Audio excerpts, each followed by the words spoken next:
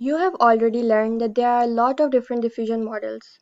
We have Stable Diffusion, we have Midjourney, we have DALL-E, we have Gemini, Adobe Firefly, and so many more. And Stable Diffusion is one of the special diffusion models because with Stable Diffusion we can train our own stuff. So in that manner, Stable Diffusion is a bit different. If we want to use DALL-E, we can simply go to ChatGPT app or you can do it through Copilot. You already know that and you can simply press on ChatGPT. If you want to access DALL-E through ChatGPT, you will be needing ChatGPT 4. Click on your sidebar and then click on Explore GPTs. Scroll a little and you will find an option that says Buy ChatGPT. GPT is created by the ChatGPT team. Click on the first link that appears. It is DALL-E. It says, let me turn your imagination into imagery. Click on it, click on Start Chat, and here you can simply type in your prompt to get a picture illustration. Let's try this. I am going to type a prompt that says, illustration of a red rose and a pink rose together, and click on this arrow to start generating the image.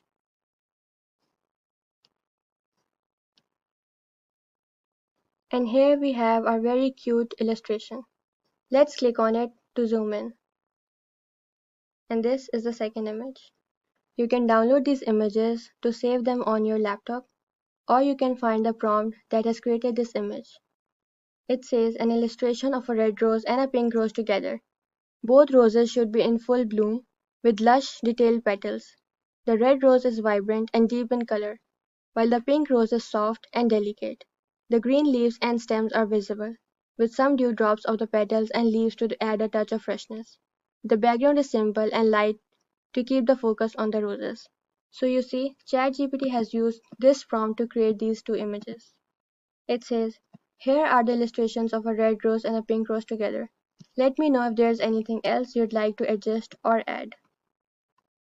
So you see, this works really nice and very good. DALL-E is one diffusion model that is really easy to use. And that's why, of course, we look at DALL-E first in the next section. Next we have Gemini. And you already saw Gemini in few times.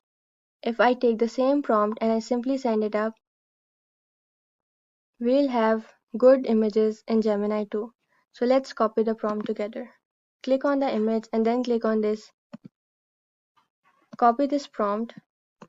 You can simply click on this copy to copy this prompt. And then open Gemini. Paste the copied prompt in the prompt section and simply press enter.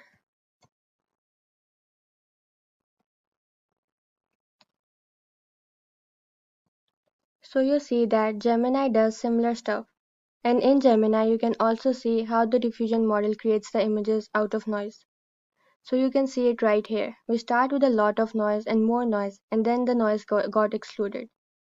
And then we get a really very good picture. It depends on how many people are using the diffusion model. Right now, there are only 40%.